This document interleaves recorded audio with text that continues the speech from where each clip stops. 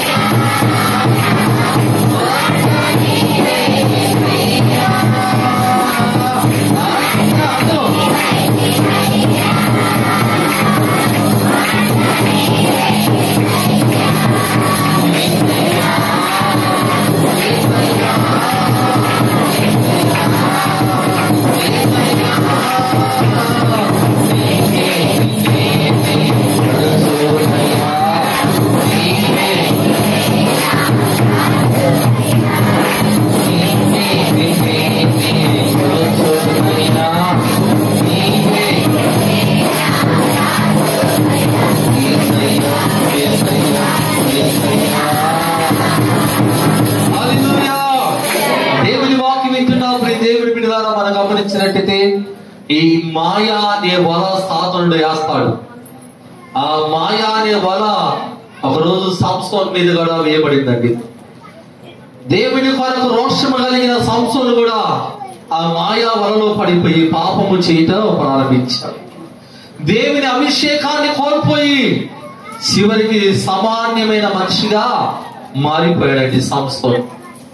ఆ మాయా అనే వలలో పడకుండా ప్రతి విశ్వాసు కూడా జాగ్రత్త పడాలిగా, జాగ్రత్త పడాలి. దేవునికి స్తోత్రం. చెప్పండి హల్లెలూయా. నాలుగోదిగా చూడండి. ఇక్కడ మీరు నాలుగోదిగా మనం చూద్దాం. నాలుగోదిగా మనం చూసినట్లయితే ఇప్పుడు నమ్మకంగా ఎలా ఉండాలంట, దేవుని బిడ్డలమైన మనం అందరం కూడా నమ్మకాన్ని కలిగి ఉండాలి. చూడండి ఇక్కడ నిర్గమాకాండము కొద్ది సర్దుకుంటే బాగా సర్దుకుంటే కొద్ది సర్దు ఇంకేవాళ్ళు సర్దుకోమంటారు అంటారు. వేస్తారు అర్థమే చెప్పండి. హల్లెలూయా. సర్దుకోండి, మీరు సర్దుకోండి, కొద్ది ముందు సర్దు. సరే మీరు చెప్పండి. దేవునికి స్తోత్రం చెప్పండి గట్టి. హల్లెలూయా చెప్పండి. హల్లెలూయా. రెండు చేతులు గట్టి చెప్పండి. హల్లెలూయా. నమ్మకము అనగా ఇక్కడ చూద్దాం మన దేవుని వాక్యములో నిర్గమాకాండము లేదంటే సంఖ్యాకాండము 12వ అధ్యాయం 7వ వచనాన్ని మీరు చదవండి. సంఖ్యాకాండము 12వ అధ్యాయము. అతడు నా ఇల్లంతటిలో నమ్మకమైన వాడు. దేవుడికి స్తోత్రం చెప్పండి, చెప్పండి గట్టిగా హల్లెలూయా. ఇక్కడ మోసేను గురించి దేవుడు మాట్లాడుతూ మోసే నా ఇల్లంతటిలో అంటున్నాడు. నమ్మకము ఏంటంట? ఒక కుటుంబములో ఉన్నప్పుడు, ఒక కుటుంబముగా, ఒక భార్య భర్తలు పిల్లలు కుటుంబం కట్టబడినప్పుడు భార్యాభర్తల మధ్య ఏముండాలి? అనుమానం ఉండాలా? నమ్మకం ఉండాలా? ఏం చెప్పండి, దేవునికి స్తోత్రం చెప్పండి. భార్యాభర్తల మధ్య నమ్మకం ఉండాలి. భార్యను భర్త నమ్మాలి, భార్య కూడా భర్తని నమ్మాలి. అనుమానం కాదు. ఏంటంటే చాలా మంది అనుమానం పడుతూ ఉంటారు, భార్యను అనుమానిస్తూ ఉంటారు చాలా మంది. కొంతమంది స్త్రీలేమో భర్తను ఆ మధ్య వినకొండ ప్రాంతంలో, వినకొండ అవతల ఒక పల్లెటూరు, ఆ ఊరు నన్ను తీసుకెళ్ళి 2 ఊర్లు వెళ్ళిపోయి, నాకు ఆ ఊర్లో గుర్తులేవు. ఆ ఊరు వెళ్ళాం. ఆడ ఏం జరిగిందంటే ఒక యవనస్తుడు భయంకరమైన దురాత్మగా పీడించబడుతూ ఉన్నాడు. అక్కడ చాలా ప్రార్థనలు జరిగినాయి. అక్కడ ఇక్కడి నుంచి ఒక ఆయన పిలిచారు అక్కడికి, ఒక పాస్టర్ గారిని పిలిస్తే ఆయన ప్రార్థన చేశాడు. ఆయన అన్నాడు, అన్నా ఒక దైవజనుడు ఉన్నాడు, పాస్టర్ గారు ఉన్నాడు బురువాయిపాలెంలో, దానియేలు పాస్టర్ గారిని, ఆయన పిలవండి. ఆయన దేవుడు వాడుకుంటున్నాడు. నేను కూడా చాలా ప్రాంతాలకు తీసుకెళ్లాను, ఈ చాలా గొప్ప కార్యాలు ప్రభు చేశాడు, ఆయన పిలవండి అంటే పిలిచారు. ఆ చర్చిలో కూర్చోబెట్టారు. ఎవరొస్తుంది ప్రార్థన చేస్తున్నాం, చాలా ప్రార్థన చేస్తున్నాం. వాడు ఇంకా పిచ్చి పిచ్చిగా చేయడం ప్రారంభించాడు. ఇంకా ప్రార్థన చేస్తే దేవుడు నాకు ఒక ప్రేరేపణ, దేవుడు నాతో మాట్లాడాడు. వాడు చేస్తుందంతా కూడా నాటకం అని. ఏదంట చెప్పండి, ఏం చేస్తున్నాడంట? నాటకం చేస్తున్నాడు. నేను వెంటనే వాళ్ళందరూ పంపించానా, రే నువ్వు నాటకాలు ఆడకుండా నేను చెప్పాను. ఏమన్నా నాటకాలు ఆడొద్దు, నువ్వు నిజం చెప్పాడు. నువ్వు నాటకాలు ఆడుతున్నావు అని దేవుడు నాతో చెప్పాడు. నీ నాటకాలు ఆపి నువ్వు నిజం చెప్పి ఎందుకు ఇలా ప్రవర్తిస్తున్నావు అన్నప్పుడు వాడు అన్నాడు, నీ నాటకం ఆడుతున్నావు, నేను నీకు ఎలాగ అర్థమైంది పాస్టర్ గారు అన్నాడు. నువ్వు చేసే ఈ పనంతా కూడా దేవుడు నాతో చెబుతున్నాడు, నువ్వు నాటకాలు వేస్తున్నావు. అప్పుడు అన్నాడు, అవును నేను కావాలని దీన్ని చేస్తున్నాను. ఏంటంట, ఎందుకు అలా చేస్తున్నావు అంటే, నా భార్య మీద నాకు అనుమానము. ఎవరి మీద ఉందంట? ఆ ఊరు చాలా మంది మన పల్లెల్లో ఏంటంటే అందరూ ప్రేమతో పలకరిస్తారు. అందరూ ప్రేమతో, ఎవరైనా మన ఊరు అమ్మాయికి ఒక ఊరు ఇచ్చినా, లేక మనకి బంధువులైనా, లేక దూర బంధువులైనా, లేదా ఆ వరసకి చెల్లెలే కావచ్చు, లేకపోతే వరసకి అక్కే కావచ్చు, వరసకి వదిలే కావచ్చు, లేకపోతే వరసకి మరదలే కావచ్చు. అటువంటి వారు కనిపించినప్పుడు మనం ప్రేమతో పలకరిస్తూ ఉంటాం. అలాగే ఒక మనిషి ప్రేమతో తన భార్యను పలకరించాడట. ఆ పలకరింపు దీనికి ఎలా కనపడింది? అవుమా, ఇది నా భార్యను వాడు పలకరించాడు, నా భార్యకి వాడికి ఏదో అక్రమ సంబంధమా? ఎంత మంది జీవితాలు నష్టమైపోతున్నాయి. నమ్మకం లేదు నీ భార్య మీద. ఆ అమ్మాయిని పిలిచి కూర్చోబెట్టి ఎవరు వస్తున్నారు, తను కూడా ప్రభు నమ్ముకొని మంచి ఆత్మ సంబంధమైన నడిపింపు ఉంది. అలాంటిదన్నా ఆయన మా దూరం అన్న అవుతాడన్నా, అన్న నేను వెళ్తున్నానమ్మా అంటే, అన్న వెళ్తున్నట్టు రామా, నేను నిన్ను వదిలిపెడతాను, నేను ఇక్కడ వదిలిపెట్టాడన్నా, అన్న అవుతాడన్నా, నా అన్న అంటది. ఈయన అంటాడు, నాకు తెలియకుండా నీకు అక్కడి నుంచి వచ్చాడు. ఈ వాదన చివరికి ఏముంది వారిలో అంటే అనుమానం. ఏముందండి? ఎంతమంది చంపుకోవటాల అనుమానం, భార్య మీద భర్త మీద అనుమానం పడి. దేవుని పిల్లలకి ఏముండాలంటే ప్రేమ ఉండాలి, నమ్మకము ఉండాలి.